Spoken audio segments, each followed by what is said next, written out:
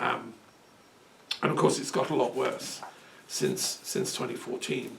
Putin has been going the opposite direction and clamping down on freedom of thought and freedom of speech. So that's shocking, and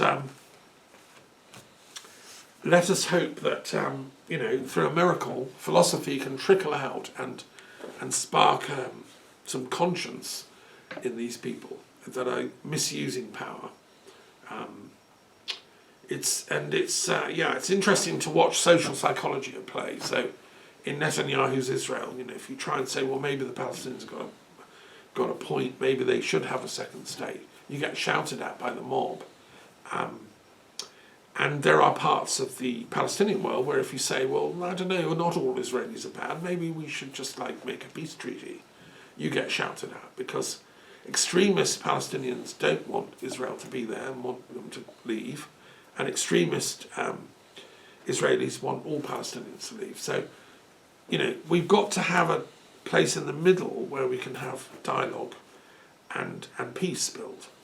And for that we need trust to reappear. How are we going to do it? That's the question for our philosophy club tonight. That's what we're looking at. Yes, and for the UK, because Tories have brought distrust, paranoia, chaos, time for them to go. Right. Okay, any questions? Any comments on this before we move on? Oh, just a little one. Thank you very much at first. And then about trust. I related to this also with true and with truth. Truth. Yes. Correct. Yes. And if I see at my level, I'm concerned about the media. Correct. Yeah. There are too many lies, so yeah. It's difficult to have trust. And I heard that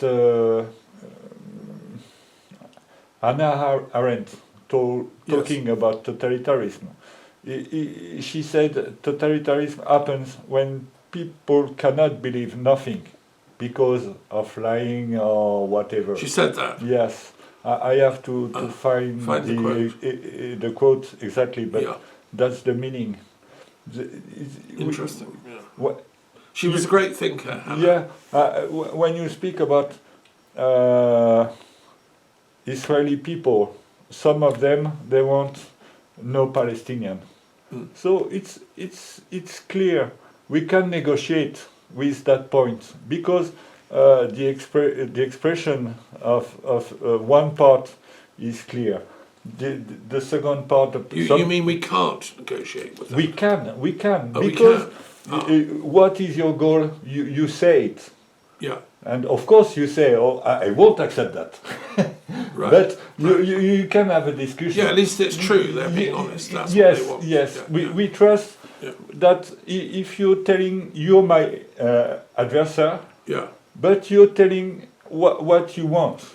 You're honestly, not telling me you want this, but in fact you want that. Right, but time being as you want that, you think that if you tell me you want that, you see what I mean. Yeah. It's very difficult to have negotiations if everybody's lying. Yeah. Yes. And I think that's a point to go to peace is that everyone tell the truth about what he wants. Well, I mean, I don't know if you know this, but I spent years working with the Gandhian tradition. I was the coordinator for the Gandhi Foundation, and I studied Gandhi's works. And he said the same. He said, we'll never get peace without truth. Satya in Sanskrit. And he called the truth force that will bring peace Satyagrahi. And I'm a Satyagrahi. I hold on to truth. Yes. Even when I don't know it.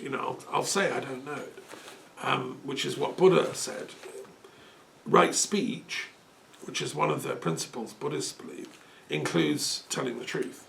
Because lying is wrong speech. You can't do that. Like shouting or swearing, it's pernicious. So yes, but I've gone a bit further because what I've called for as a Satyagrahi is that all politicians worldwide, in every parliament, should have to sign an oath that they will only tell the truth. Right? people like Trump or Boris Johnson, all these lying politicians have got into power through lying, and that's how they maintain it. Stalin, all these evil people do it by lying. And so if we have this law that they have to tell the truth, and if they lie, they lose their office, they're deselected. It's the quickest way I can think of to reclaim this planet for the forces of light, Satya, because we want a Satya Yuga, which is the age of truth. After Kali Yuga comes the age of truth, which is the age of light, the kingdom of God, Christ called it.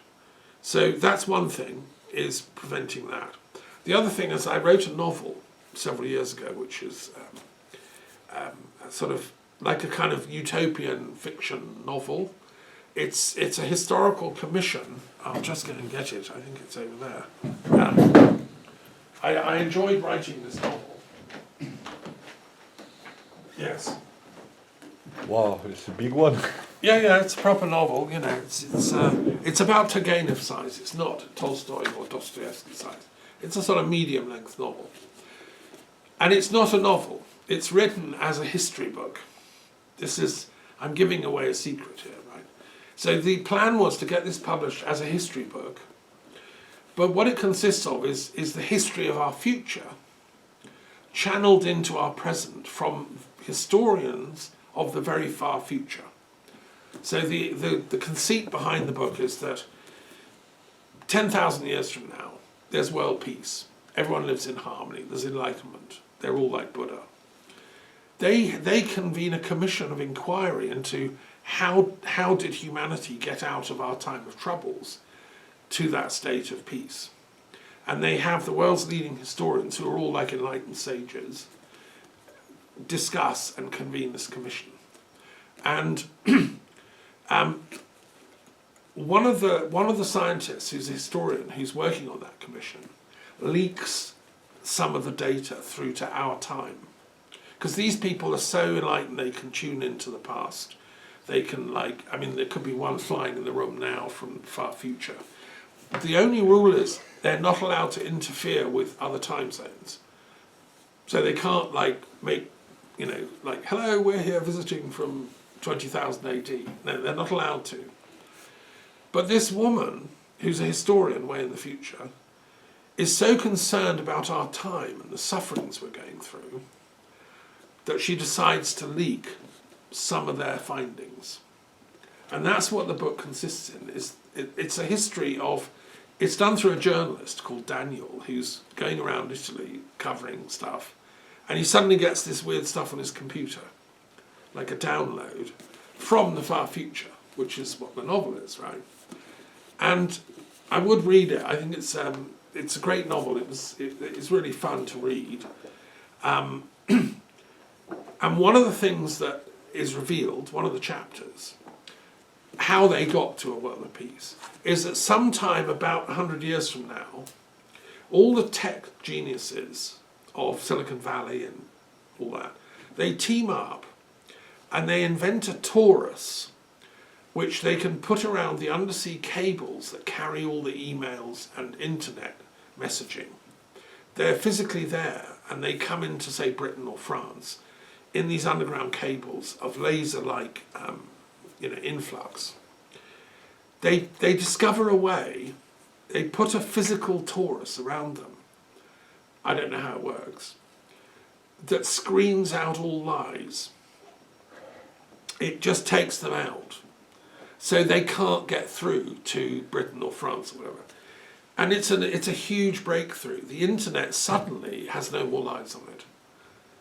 But that doesn't happen for about another 100 years. I mean, with AI, I don't know that we're quite, I would like that to be done. And if anyone is a geek and wants to contact me, we can work on the technology of that.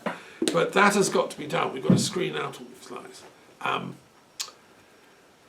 So that's my attempt in the novel. So that's the thing about truth that I'm responding to. Should we move on and look at the periodic table? Yes.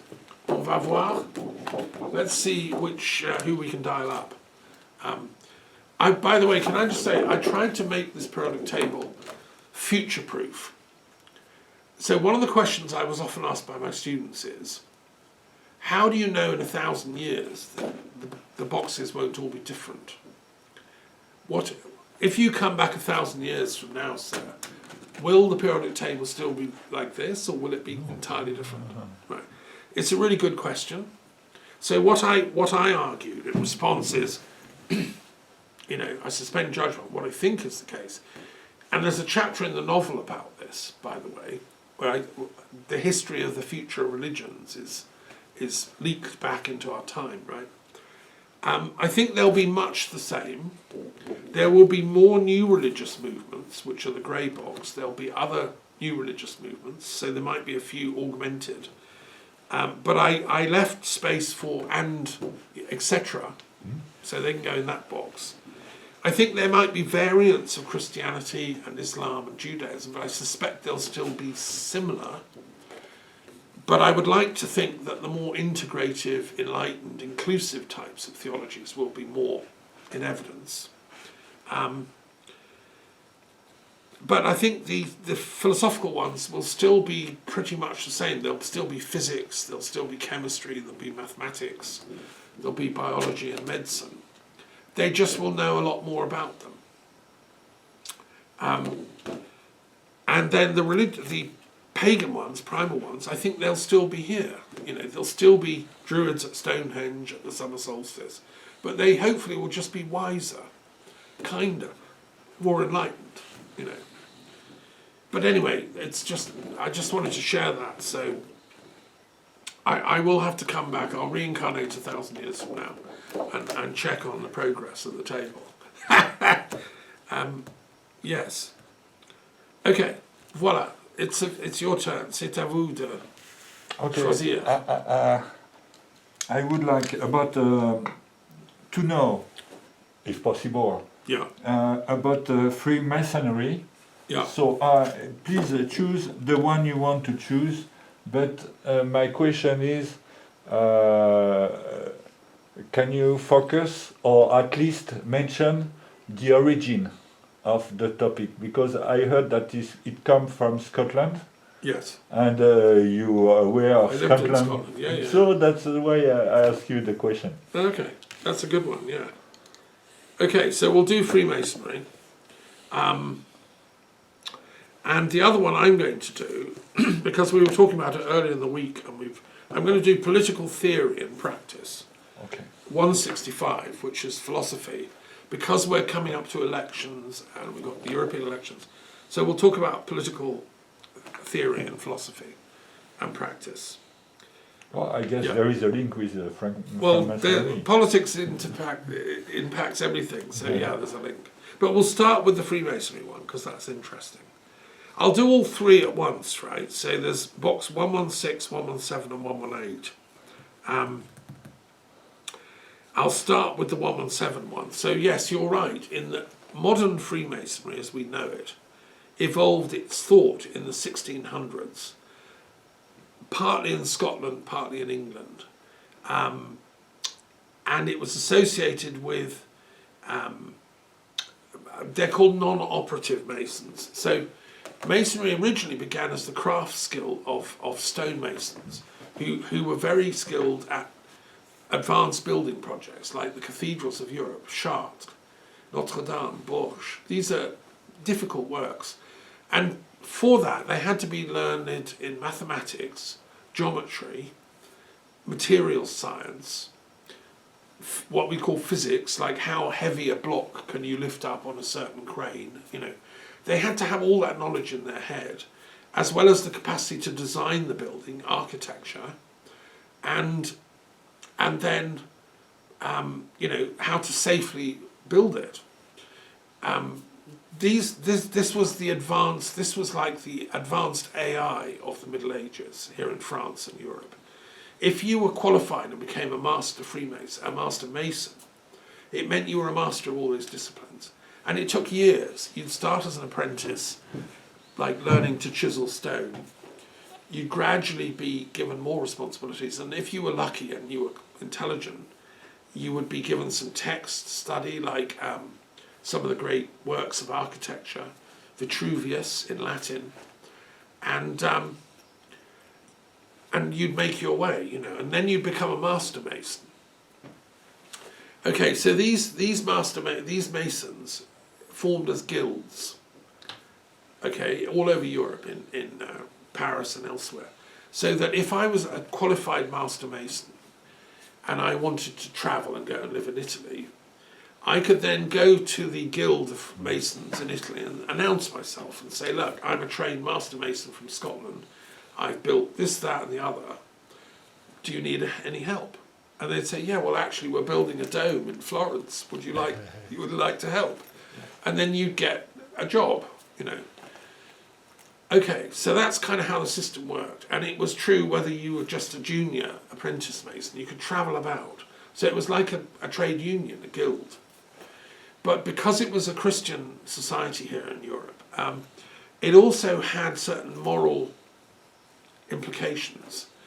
So to be qualified as a full master mason, you weren't allowed to build dangerous buildings. You weren't allowed to, you know, if it was discovered you had deliberately made a building that would fall down and kill somebody, you were barred from practice.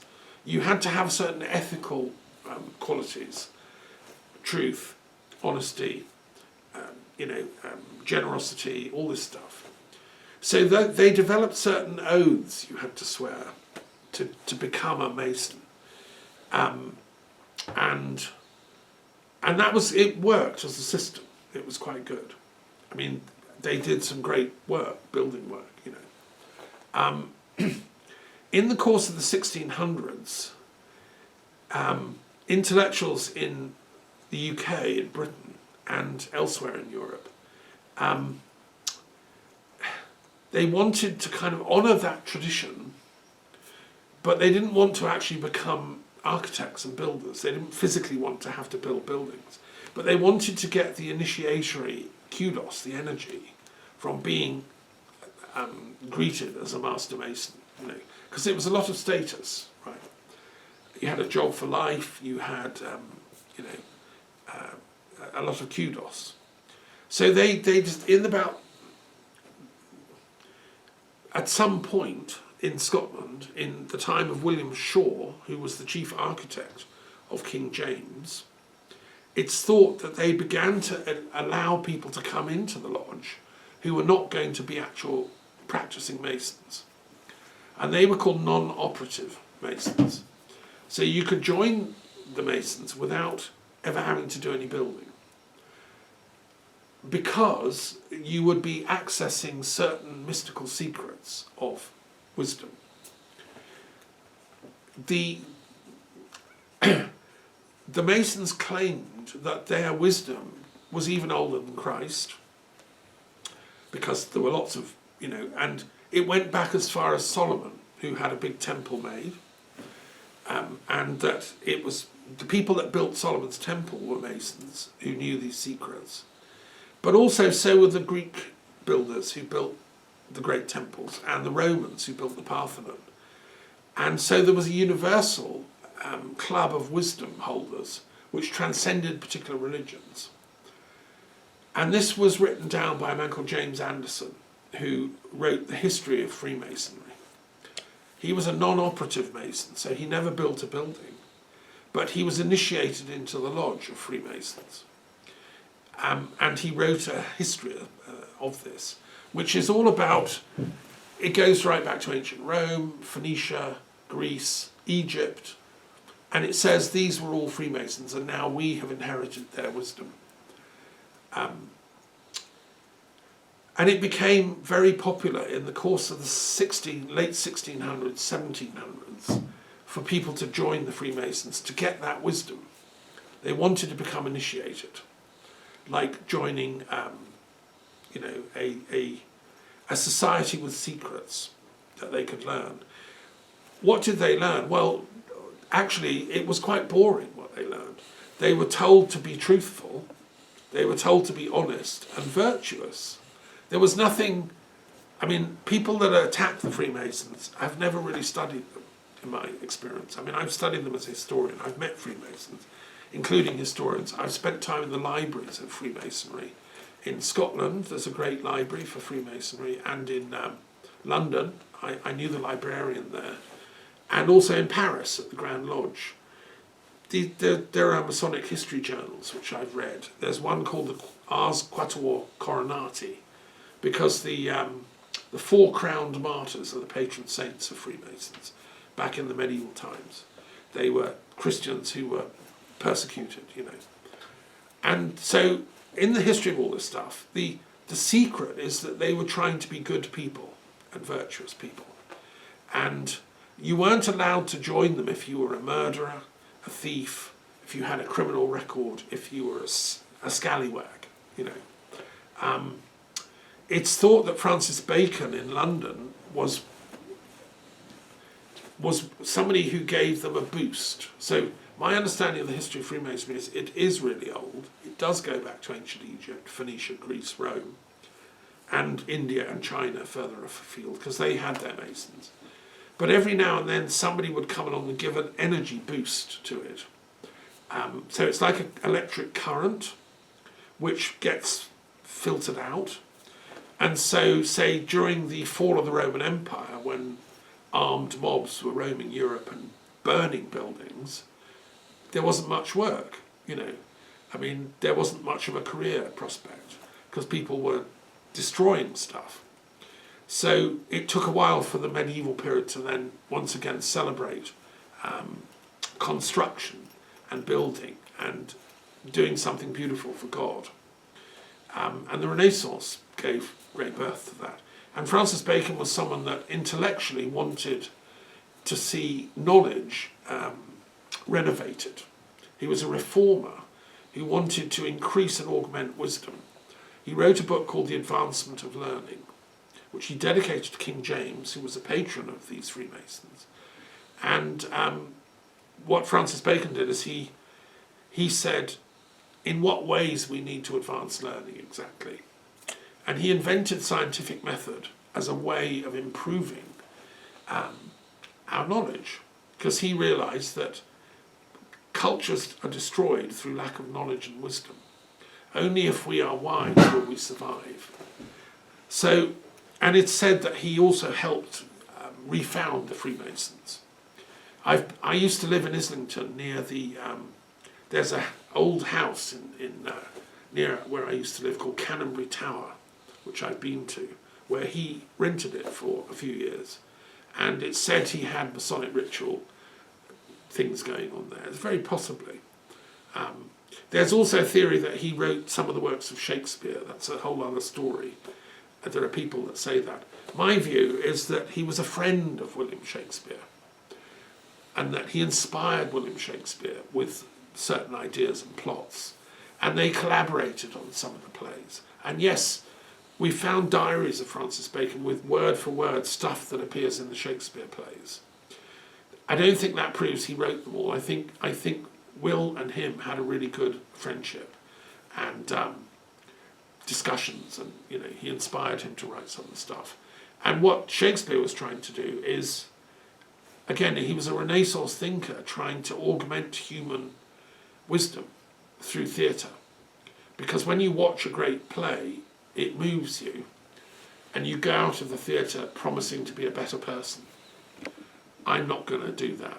You know, I'm not going to kill people like Macbeth. He shouldn't have listened to his wife. He was a fool. He brought disaster on himself, you know, is the point of theatre. So anyway, in that tradition, that it's called the Deist tradition, there's a belief in the divine architect, the great architect who creates the universe. Because we just live such short lives, we can never master everything. Even if you're a Francis Bacon or something, you know. So we have to be humble and realise that there's got to be a divine intelligence which is making all this possible. If I master a tiny fraction of it, well, I'm still not the owner of that. You know, I'm just the inheritor of a bit of it. So the Deist thing is you take an oath to honour God, the Creator. And a lot of Freemasons.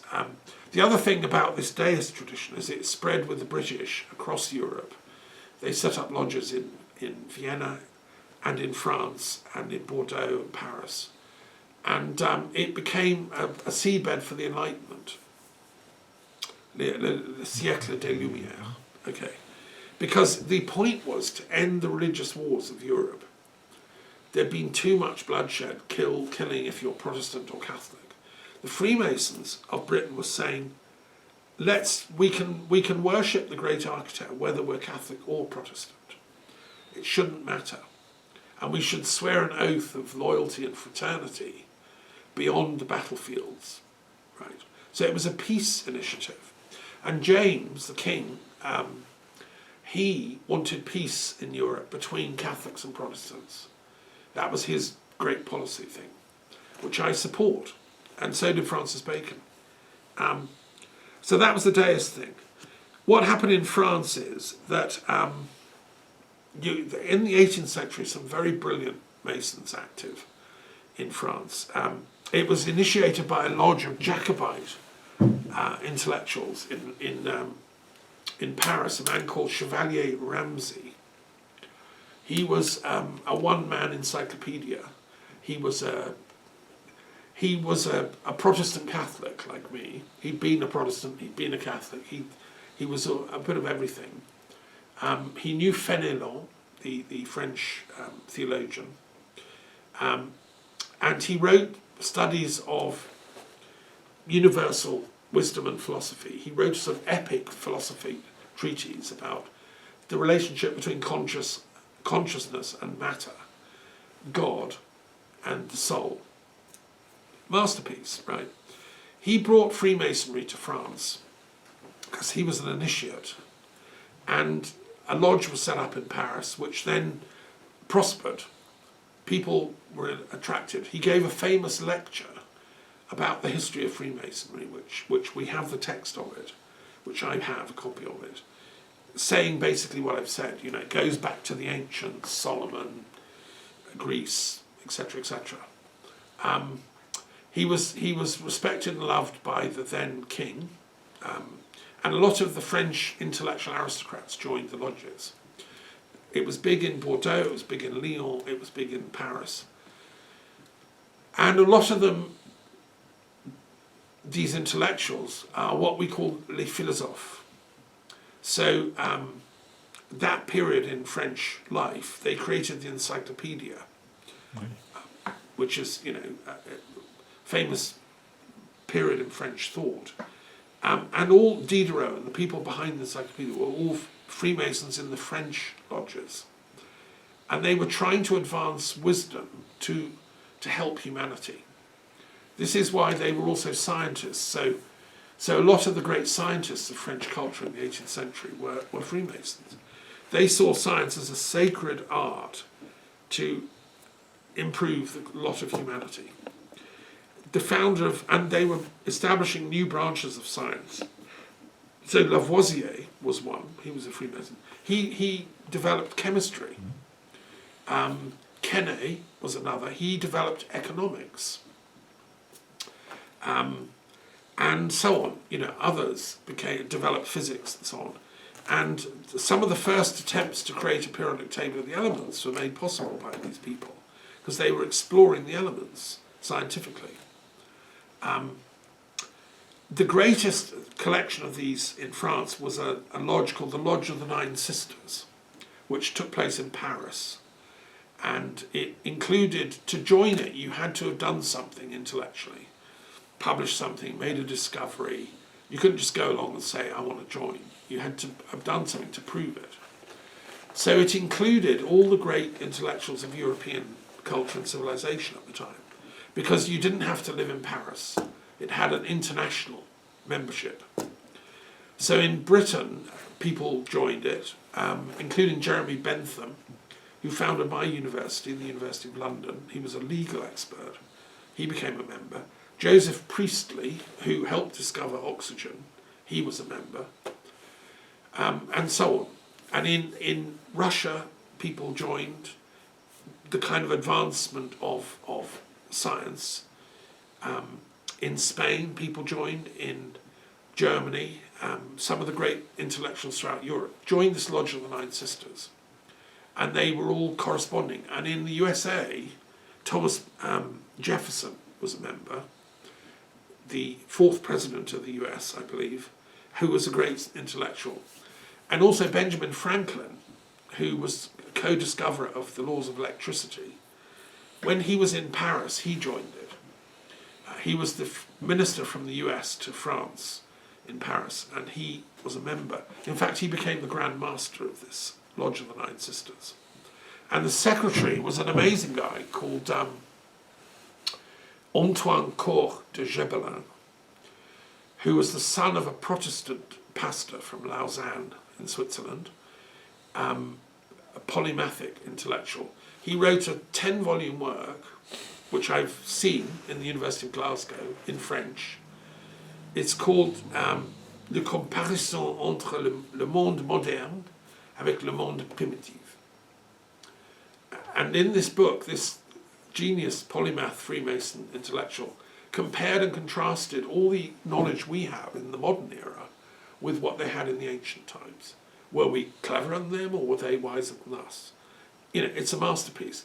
And in that, he then analyzes all the religions, everything. And there's one little chapter in the book where he discusses the tarot cards, which were all the rage in 18th century Paris. His friends were all using them. And he's the first guy to speculate they probably go back to ancient Egypt. He says, yes, they came to Europe, but originally they're from ancient Egypt, and they represent the wisdom of the ancients. Now this is interesting. Nobody had connected it all up before Antoine.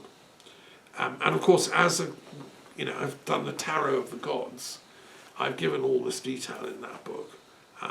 He was a genius, and there's a great tragedy behind this, because he dedicated the volumes to the Queen, Marie Antoinette, who was ruling, the wife of the king. And the first 6 volumes were produced, she was still alive, and she used to write back and say, thank you so much, Antoine, I love the books. She was a nice person, actually, I believe.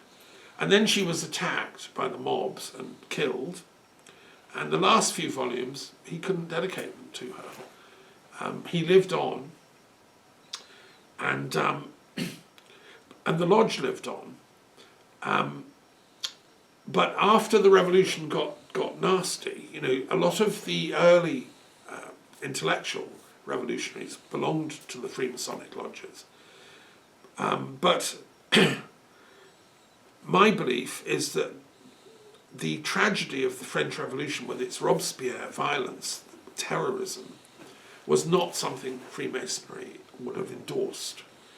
And on the contrary, in Britain, the conservative reaction against that extremism, a lot of the English intellectuals who opposed terrorism, were themselves Freemasons. So Edmund Burke and the Duke of Wellington, who defeated Napoleon, well, they were Freemasons. So was Admiral Nelson, the sailor who defeated the French fleets.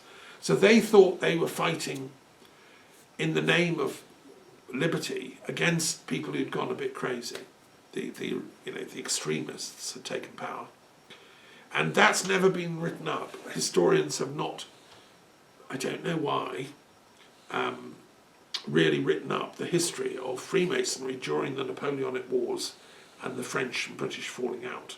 It's a great story, Young Napoleon, his father was a Freemason.